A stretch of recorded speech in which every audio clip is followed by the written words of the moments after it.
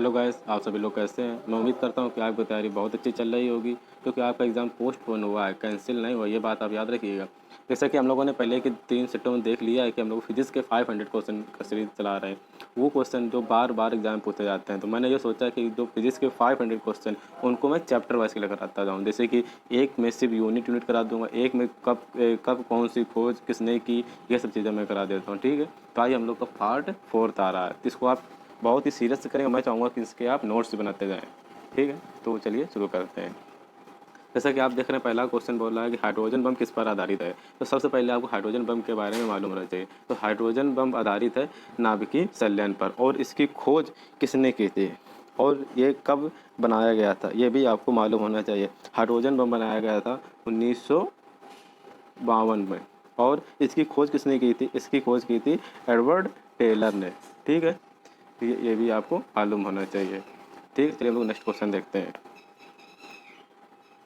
Next question है परमाणु बम। परमाणु बम किस पर आधारित है।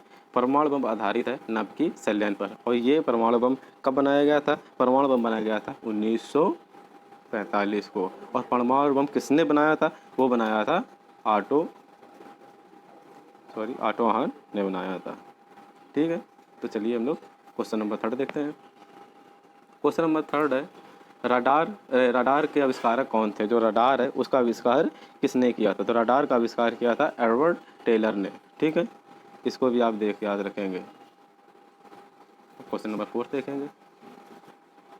क्वेश्चन नंबर 4 है कि न्यूट्रॉनों की खोज किसने की थी। ये आप याद रखेंगे, ये न्यूट्रियानो है, न्यूट्रॉनो नहीं। जो आप इसका चैटविक आंसर लगा दें गलत हो जाएगा। ये है न्यूट्रॉनो। न्यूट्रॉनों की खोज की थी पाउली ने। कब की थी, वो की थी 1930 में। ये भी आप बात याद रखेंगे, 1930 में पाउली ने की थी। ये न्यूट्रियानो है, न्यूट्रॉनो नहीं, जिसकी खोज आपको फोन है कि जेम्स चैटविक ने की थी। आपका तुरंत गलत हो जाएगा। ये आप ये क्वेश्चन को आप उसमें क्या बोलते हैं, उसको हेडलाइन करके आप लिखे कि ये न्यूट्रॉनो है। ये बहुत अच्छे कर देते हैं। चलिए हम लोग नेक्स्ट क्वेश्चन देखते हैं। नेक्स्ट क्वेश्चन है कि आवर्त के नियम की खोज किसने की थी। ये मुझे लगता है सबको मालूम होगा कि मेंडलीव ने दी थी। लोगों ने पढ़ी थी मेंडलीव की आवर्त सारणी, तो उसमें पढ़ी होगी सब लोगों ने। क्वेश्चन नंबर 6 है प्रथम नाभिकीय रिएक्टर किसके निर्देशन में बनाया गया था। जो प्रथम नाभिकीय रिएक्टर था वो किसके निर्देशन में बनाया गया था, वो बनाया गया था एनरिको फर्मी के। तो इसका ऑप्शन नंबर भी बिल्कुल सही हो जाएगा। ठीक है, हम लोग नेक्स्ट क्वेश्चन देखते हैं। तो क्वेश्चन नंबर 7 है, तो बोल रहा है कि प्रथम हाइड्रोजन बम कब बनाया गया था। मैंने आपको ऊपर बताया था कि जिसमें नाभिकीय संलयन में कार्य करता है हाइड्रोजन बम, इसको बनाया था 1952 ने और एडवर्ड टेलर ने। यही मैंने आपको ऊपर बताया था, इसलिए मैं पूरे ऑप्शन को डिस्क्राइब कर देता हूँ।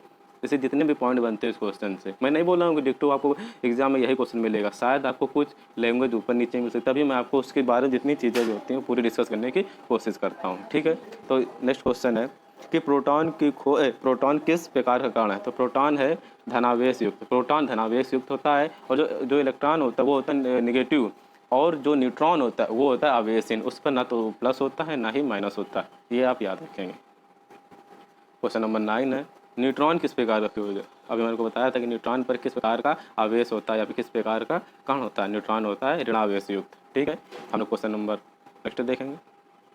क्वेश्चन नंबर 10 है न्यूट्रॉन किस प्रकार का ठोस कण है। तो न्यूट्रॉन भी आवेशहीन है। मैं आपको बता चुका कि ना तो इस पर प्लस होता है ना ही माइनस होता है। ये प्रकार का उदासीन कण होता है। ठीक है, परमाणु बम का आविष्कार किसने किया था। अभी मैंने आपको ऊपर बताया था कि जब 1945 में परमाणु बम बना था, तो इसका आविष्कार किया था ऑटो हॉर्न ने किया था। ठीक है, आप लोग नेक्स्ट क्वेश्चन देखेंगे कि प्रथम परमाणु बम कब बनाया गया था। 1945 में बनाया था।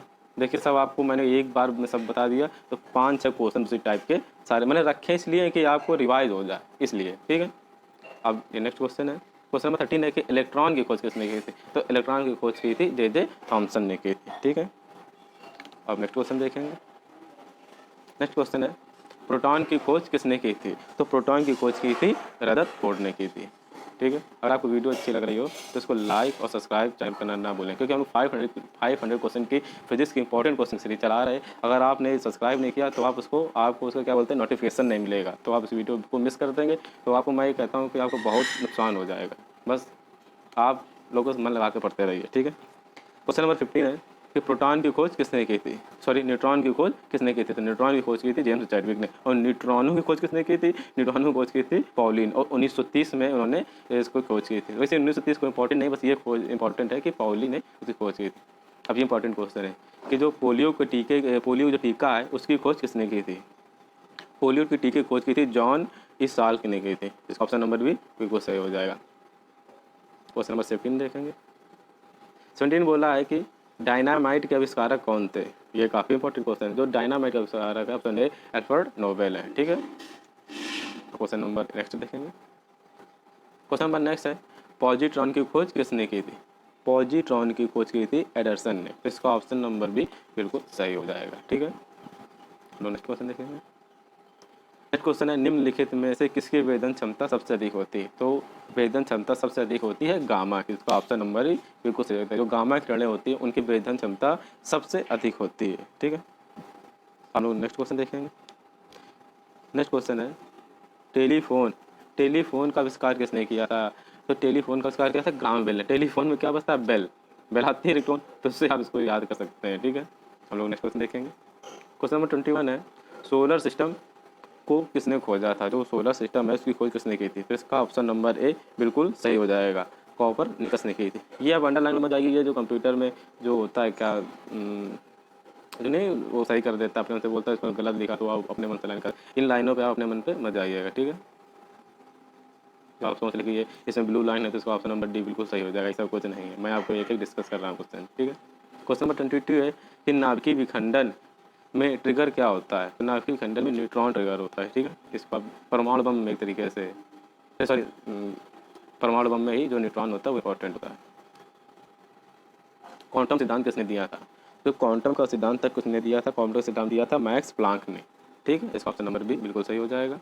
हम लोग नेक्स्ट क्वेश्चन देखते हैं। नेक्स्ट क्वेश्चन है रेडियो धर्मिता का आविष्कार किसने किया था। रेडियो धर्मिता का आविष्कार किया था हेनरी बेकरल ने। तो इसका ऑप्शन नंबर ए बिल्कुल सही हो जाएगा। क्वेश्चन नंबर 25 देखेंगे। मैं जल्दी जल्दी इसलिए बता रहा हूँ कि एग्जाम पता नहीं आपको कब हो जाए, तो इस कारण मैं जल्दी जल्दी आपके 500 क्वेश्चन की सीरीज कितनी जल्दी खत्म कर दूँ, उसके बाद मैं जीएस के इंपॉर्टेंट क्वेश्चन भी करा सकूँ। ठीक है, क्वेश्चन नंबर 25 है प्रसिद्ध बिग बैंग थ्योरी किस प्रमुख सिद्धांत पर आधारित है। तो इसका ऑप्शन नंबर सी बिल्कुल सही हो जाएगा, डॉपलर प्रभाव पर आधारित है। और क्वेश्चन नंबर 26 है इनमें से कौन सा सूक्ष्म तत्व है। तो इसका ऑप्शन नंबर बिल्कुल सही हो जाएगा, हाइड्रोजन सबसे सूक्ष्म तत्व है। क्वेश्चन 27 भारत का प्रथम परमाणु रिएक्टर किस नाम से जाना जाता है। तो ये जाना जाता है अप्सरा नाम से। तो इसका ऑप्शन नंबर ए बिल्कुल सही हो जाएगा।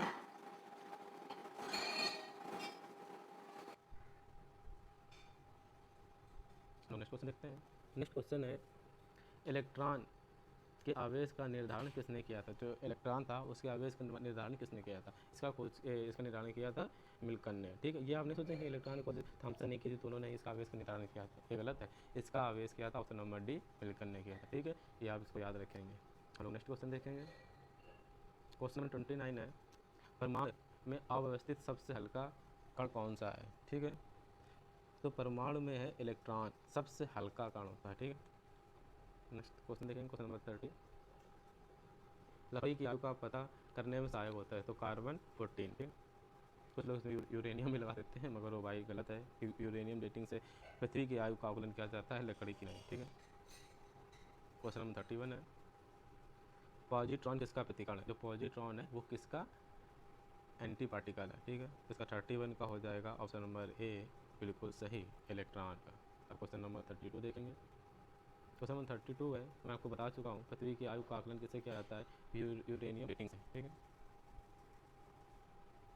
गामा किरण की खोज किसने की थी। मैंने आपको बताया था कि जो सबसे ज़्यादा वेदन क्षमता गामा किरणों की होती है, तो फिर इनकी जो खोज की थी वो किसने की थी, वो की थी option number, oh my God इसमें तो गलत लिखा है। अब इसे इसका ऑप्शन नंबर बिलियर्ड है, इसमें बिलियाई लिखा है, इसको अड्डा बना लेंगे। ठीक है, खोज की थी बिलियर्ड ने, यहाँ पे डा होगा, ये ई वो गलती से टाइप हो गया है। इसका ऑप्शन नंबर बिल्कुल सही है, वो एक जगह आप डा बना लेंगे। क्वेश्चन नंबर 34 देखेंगे। 34 है जीवाश्म की आयु का निर्धारण किसके द्वारा किया जाता है। वो किया जाता है रेडियो कार्बन डेटिंग से, जीवाश्म की आयु का। ठीक है, क्वेश्चन नंबर 35 देखेंगे। पोलोनियम की खोज किसने की? पोलोनियम की खोज की थी मैडम क्यूरी ने। इसका ऑप्शन नंबर बी बिल्कुल सही हो जाएगा। अब ये सबसे इंपॉर्टेंट क्वेश्चन है कि अक्रिय गैसों की खोज करने का श्रेय किससे प्राप्त है? ठीक है, तो इसका ऑप्शन नंबर बी बिल्कुल सही हो जाएगा, रेंजे को है। ठीक है, तो रेंजे ने ही अक्रिय गैसों की खोज की थी। अब नंबर आज का लास्ट क्वेश्चन है और बहुत ही इंपॉर्टेंट क्वेश्चन है, इसको आप जरूर, अगर आपको पता है तो सेकंड का टाइम दूंगा तो आप इसको नंबर में इसका ऑप्शन टिक कीजिए। ठीक है, डायनामाइट बनाने में किस गैस का प्रयोग किया जाता है? डायनामाइट बनाने में किस गैस का प्रयोग किया जाता है? तो अगर आपने इसका ऑप्शन नंबर बी लगाया है तो बिल्कुल गलत लिखाया, अगर सी लगाया है तो मालूम है ये तो होएगा नहीं, ये भी गलत है। इसका ऑप्शन नंबर ए बिल्कुल सही हो जाएगा, नाइट्रोग्लिसरीन गैस